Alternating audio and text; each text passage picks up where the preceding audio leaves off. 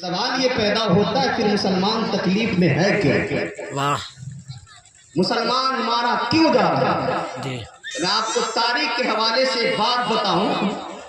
ایک بہت بڑی جنگ لڑی گئی تھی، بہت بڑی جنگ جو اسلام کا دوسرا جنگ عظیم ہے. جس جنگ کو جنگ احد یا غزوہ احد سے جانا جاتا ہے، اس جنگ کا حال کیا تھا؟ کفار مکہ پوری طاقت و قوت کے ساتھ آئے تھے مدینے کے مسلمانوں کو مٹانے، پوری طاقت لے کر کے آئے تھے مسلمانوں کو کچلنے کے لیے. ایک بہت بڑا لشکر لے کر کے آئے تھے مسلمانوں کو تہوبالا کرنے کے لیے، مسلمانوں کو مٹانے کے لیے. اب بڑے غور سے سنیے گا ماں بہن بیٹیاں، آپ بھی سنیے گا، بڑے غور سے سنیے گا میں کیا کہہ رہا ہوں.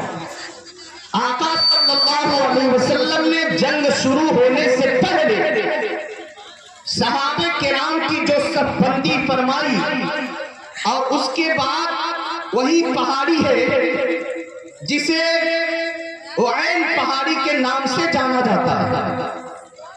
اس پہاڑی کا نام عینین ہے، اور وہ گھاٹی ہے جہاں دو پہاڑ ملتے تھے، ہلکا سا وہی راستہ تھا. ایک پتلی سی گلی تھی دو پہاڑوں کے بیچ میں، کہ اگر پیچھے سے کوئی دشمن آ کر حملہ کرنا چاہے تو یہاں پہ لوگ موجود رہیں تاکہ ان کا ڈٹ کر مقابلہ کر سکے. تو پیارے آقا صلی اللہ علیہ وسلم نے 50 صحابہ کرام کو حضرت جبیر ابن عبداللہ ابن جبیر رضی اللہ تعالیٰ عنہ کی معیت میں 60 صحابہ کو 50 صحابہ کو فرمایا کہ سنو، آپ کو اس درے پہ کھڑا رہنا ہے، آپ کو اس گھاٹی میں کھڑا رہنا ہے.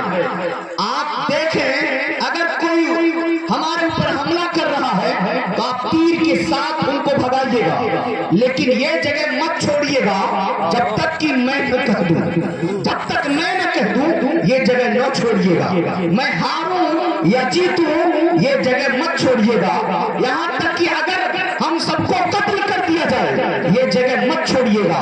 آسمان سے کوئی بلا آ کر اگر ہمیں اٹھا بھی لے جائے یہ جگہ مت چھوڑیے گا، یہ جگہ مت چھوڑیے گا.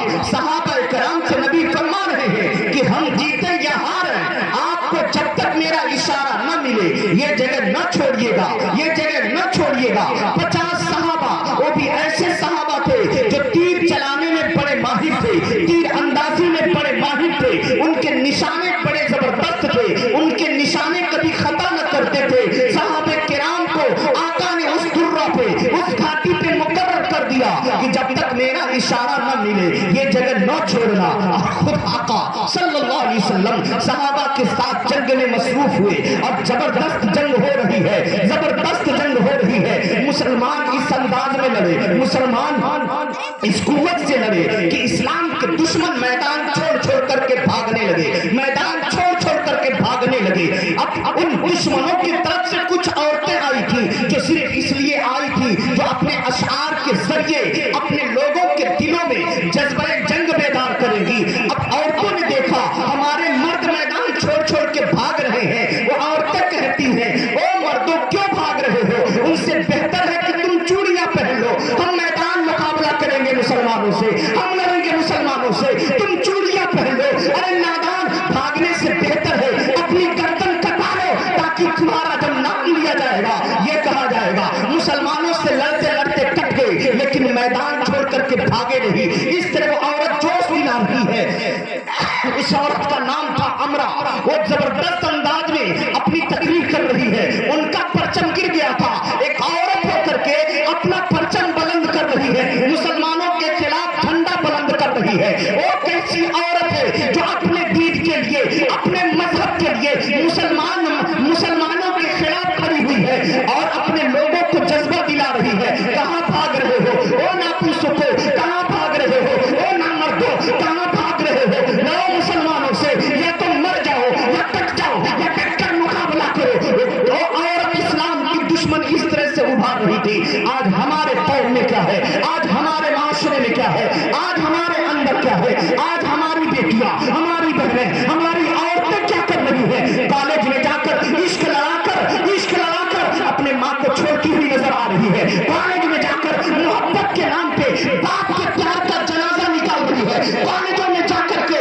मोहब्बत में पड़ करके किसी के साथ भाग जा रही है, उस बेटी को क्या गैरत नहीं आई? जिस माँ ने 9 महीना अपने पेट में रखा, उसकी ममता को भुला बैठी। जिस बाप ने अपने कंधे पे बिठा बिठा के खिलाया, जिस बाप ने उंगलियां पकड़ पकड़ कर चलाया, जिस बाप ने सारी फरमाइशें पूरी की है, आज वो लड़की बाप की इज्जत को तार तार कर रही है। आज वो लड़की माँ बाप की इज्जत को बर्बाद करके घर से किसी गैर लड़की के साथ भाग जा रही है। ए बहनों सुनो, ए बेटियों सुनो, तुम्हारे पीछे कुत्ते लगे हुए हैं, तुम्हारे पीछे शैतान लगे हुए हैं, तुम्हारे पीछे तुम्हारा दुश्मन पड़ा हुआ है। कभी प्यार का झांसा देगा, कभी दौलत का झांसा देगा, कभी तुझे दुनिया की रंगीनियां दिखाएगा, कभी तुझे खूबसूरत महल दिखाएगा, कभी तुझे ताकत दिखाएगा।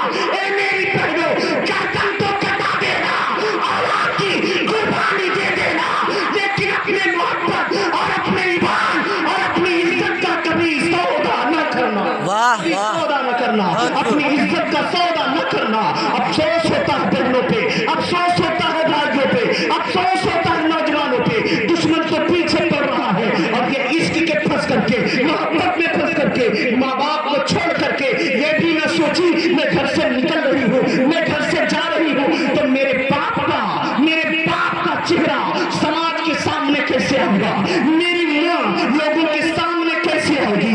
आज क्या हो रहा है मेरी बहनों, आप अपनी इज्जत संभाल कर रखो, इस्लाम की शहजादियों अपनी इज्जत संभाल कर रखो, वरना वक्त बड़ा नाजुक है, हालात बड़े नाजुक है, तुम्हें बरगलाया जाएगा।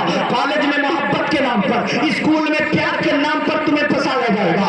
ये भी हो सकता है कि किसी की मोहब्बत में अगर फंस जाओ तो वो बदमाश, वो कमीना, वो कुत्ता, वो हरामजादा तुम्हारी अश्लील वीडियो बनाकर भी वायरल कर सकता है। ये मुसलमान की बच्ची, इसकी इज्जत को तार तार किया जाए, ये मुसलमान की लड़की, इसकी इज्जत को तार तार किया जाए। चारों तरफ से तुम पर हमले हो रहे हैं, लेकिन अपना ईमान इतना मजबूत कर लो कि दुश्मनों को बता दो हम मुसलमान की बेटी है, कुरान पढ़ने वाले हैं, इस्लाम मानने वाले हैं। बता दो सब कुछ तो दाव लगा सकते हैं, लेकिन ईमान और इज्जत को दाव पर नहीं लगा सकते। ये बेटियों का हाल होना चाहिए, ये हमारे माशरे के नौजवानों का हाल होना चाहिए। एक दुश्मन थी इस्लाम की, लेकिन मैदान में टटी हुई है। अब जब कुफ्फार मैदान छोड़ छोड़ करके भागने लगे, जब भागने लगे तो हाल जानते हैं क्या हुआ। अब जब कुफ्फार मैदान छोड़ छोड़ करके भागने लगे, वो समझे कि अब हम हार रहे हैं, भागने लगे। अब जो 50 लोग दुर्रे पे खड़े थे, नबी ने फरमा दिया था हम हारे या जीते तुम ये जगह न छोड़ना, ये जगह न छोड़ना, हम हारे या जीते। तब तक कुछ सहाबा कहने लगे चलो यार अब तो कुफार मैदान छोड़ करके भाग रहे हैं, चले हम भी गनीमत को इकट्ठा करें, हम भी गनीमत को इकट्ठा करें। हजरत